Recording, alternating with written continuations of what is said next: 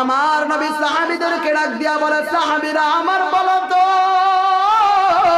মৃত্যু তোমাদের কত কাছে? একজন সাহাবী বলে, ইয়া রাসূলুল্লাহ, আমি যখন সকালবেলা ঘুম থেকে উঠি আমার মনে হয় আমি রাতের বেলা আর ঘুমাইতে পারবো না, দিনের বেলায় আমার ইন্তেকাল হয়ে যাবে। নবীজি বলেন, না না, হয় নাই। আরেকজন সাহাবী বলে, ইয়া রাসূলুল্লাহ, আমি যখন নামাজের মধ্যে দাঁড়াই, 2 রাকাত নামাজে আল্লাহু আকবার বলে দাঁড়াই, আমার এই গ্যারান্টি নাই আমি নামাজটা আসসালামু আলাইকুম বলিয়া শেষ করতে পারবো। আমার নবী বলেন, না না সাহাবীরা শোনো, মৃত্যু তোমাদের এত কাছে, তুমি একটা খাবারের প্লেট থেকে লোকমা বানাইয়া লোকমাটা হাতে ধরিয়া তুমি তোমার মুখে দিবা, মাত্র 1 সেকেন্ড সময়ের প্রয়োজন। এই 1 সেকেন্ড সময়ের বিশ্বাস নাই, ঠিক কিনা? ছোট ভাই বড় ভাইকে ডাক দিয়া বলে, বড় ভাই উঠো উঠো, যেন নামাজের সময় হয়ে গেছে। বড় ভাইয়ের কোনো খবর নাই, বড় ভাই দুনিয়া থেকে বিদায় হয়ে গেছে। ছোট ভাই এবার বড় ভাইকে সুন্দরভাবে গোসল করাইয়া কাফনের কাপড় পরাইয়া আশেপাশে দেখে তাকাইয়া আশেপাশে কোনো মানুষ দেখা যায় কিনা, দেখে না না না, আশেপাশে কোনো মানুষ দেখা যায় না যাকে সাথে নিয়ে জানাজার নামাজটা পড়তে পারবে।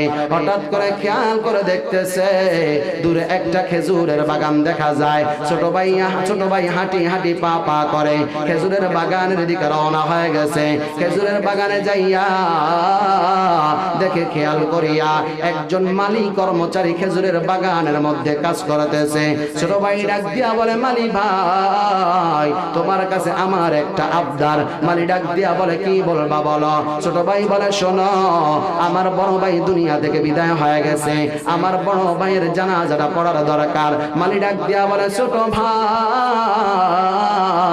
আমি নামে মুসলমান কামে মুসলমান নই, জানাজার নামাজের মধ্যে দাঁড়া দাঁড়া কি দোয়া দুরূদ পড়তে হয় আমার জানা নাই।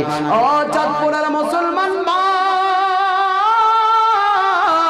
দুঃখ রাখার জায়গা নাই। এমন অনেক মুসলমান ভাইরা আছে বাবার জানাজা সামনে নিয়া, বাবার লাশটাকে সামনে নিয়া, মায়ের লাশটাকে সামনে নিয়া কি কি দোয়া পড়িয়া বাবা আর মাকে শেষ বিদায় দিবে। এমন কপাল পড়া সন্তান আছে না নাই? ছোট ভাই ডাক দিয়া বলে, মালি ভাই তোমার কোনো কিছু পড়ার দরকার নাই, আসো আসো, আমি নামাজের মধ্যে যা যা করব তুমিও তাই তাই করবা। মালি রেডি হয়ে গেছে, রাজি হয়ে গেছে, রওনা হয়ে গেছে। ছোট ভাই মালিকের সাথে নিয়া বড় ভাইয়ের জানাজা পড়িয়া বড় ভাইকে দাফন করিয়া ছোট ভাই আরেকটু সামনে অগ্রসর হয়ে গেছে। রাত্র হয়ে গেছে, ছোট ভাই তাঁবু টানে ঘুমায় গেছে। তাঁবুর স্বপ্নে রাতের বেলা ঘুমাইতেছে, স্বপ্নের মধ্যে বড় ভাইয়ের সাথে দেখা হয়ে গেছে। বড় ভাইকে ডাক দিয়া বলে, ভাই তুমি তো মাত্র দুনিয়ার জীবন থেকে বিদায় নিয়ে আখিরাতের জীবনে গেলা। ও বড় ভাই তোমার কাছে আমি একটা জিনিস জানতে চাই, আমার আল্লাহ তোমার সাথে কেমন আচরণ করেছে? বড় ভাই ডাক দিয়া বলে, ছোট ভাই আমার জীবনে এমন কোন আমল নাই যে আমল দ্বারা আমি আমার আল্লাহর আযাব থেকে রক্ষা পাই। তবে শোনো, তুমি যেই লোকটাকে সাথে নিয়ে জানাজার নামাজ পড়েছো তার উসিলায় আমার আল্লাহ আমাকে মাফ করে দিছে। বলেন না সুবহানাল্লাহ। ছোট ভাই বড় আশ্চর্য হয়ে গেছে, ছোট ভাই বড় অবাক হয়ে গেছে। ছোট ভাই সকালবেলা ফজরের নামাজ পড়িয়া আবার খেজুরের বাগানের দিকে রওনা হয়ে গেছে। খেজুরের বাগানে যাইয়া মালিকে বলে ডাকিয়া, ও মালি ভাই। মালি ডাক দিয়া বলে, ছোট ভাই আজকে আর কোন জানাজার নামাজ পড়তে পারবো না। ছোট ভাই ডাক দিয়া বলে, মালি ভাই তোমার কাছে আমি ভিন্ন একটা আবদার করতে চাই। মালি ডাক দিয়া বলে, কি বলবা বলো ছোট ভাই। এবার ছোট ভাই ডাক দিয়া বলে, মালি ভাই আমি রাতের বেলা আমার বড় ভাইকে স্বপ্ন দেখলাম, আমি তোমাকে বলেছিলাম চলো চলো জানাজার নামাজ পড়তে হবে চলো। তুমি আমাকে বললা তুমি নাকি জানাজার নামাজের কোনো দোয়া দরুদ জানো না, তাহলে তুমি এমন কি করেছো? আমার বড় ভাইকে আমি জিজ্ঞাসা করলাম, বড় ভাই কি অবস্থা কি অবস্থা আমি জানতে চাই। আমার বড় ভাই ডাক দিয়া বলে, ছোট ভাই শোনো, তুমি যেই লোকটাকে সাথে নিয়ে জানাজার নামাজ পড়েছো ওই লোকটার উসিলায় আমার আল্লাহ আমাকে জান্নাতের মেহমান বানায় দিছে। ছোট ভাই ডাক দিয়া বলে, মালি ভাই তুমি এমন কি করেছো বলো। এবার মালিক ডাক দিয়া বলে, ছোট ভাই আমি যখন তোমার পিছনে জানাজার নামাজের মধ্যে দাঁড়াইলাম, আমি আল্লাহু আকবার বলিয়া যখন হাত বাঁধলাম, হাত বাঁধার পর তাকে দেখি তোমার জামিগুলা লড়তেছে, তোমার দাড়িগুলা লড়তেছে। তুমি জানাজার নামাজের মধ্যে কি দোয়া জানি পড়তেছ? আমি তো কোনো দোয়া জানি না।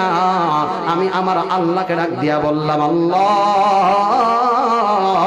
তারা দুই ভাই আমার এলাকার মেহমান হয়েছে। আমার নবী বলেছেন কেউ যদি তোমার মেহমান হয় 3 দিন পর্যন্ত মেহমানদারি করাও। মালি ডাক দিয়া বলে, ছোট ভাই আমি তো কোনো দোয়া দরুদ জানি না। আমি আমার আল্লাহকে ডাক দিয়া বললাম, আল্লাহ তারা দুই ভাই আমার এলাকার মেহমান হয়েছে, তাদেরকে মেহমানদারি করানো আমার দায়িত্ব। কিন্তু আল্লাহ আমি তো গরিব মানুষ, অসহায় মানুষ, তাদেরকে মেহমানদারি করানোর মতো আমার যোগ্যতা নাই। তবে আল্লাহ তাদের দুই ভাইয়ের মধ্য থেকে বড় ভাই তোমার দরবারে মেহমান হয়ে গেছে, আল্লাহ তুমি তাকে তোমার শান অনুযায়ী মেহমানদারি করায়ো। ছোট ভাই ডাক দিয়া বলে, মালি ভাই আর কিছু বলার দরকার নাই, আমার আর বুঝার বাকি নাই। আমার আল্লাহ তোমার এই কথার কারণে, তোমার এই দোয়া কবুল করিয়া আমার আল্লাহ আমার বড় ভাইকে জান্নাত দ্বারা মেহমানদারি করাইছে। একটু জবান করে আওয়াজ দিয়ে বলেন না সুবহানাল্লাহ।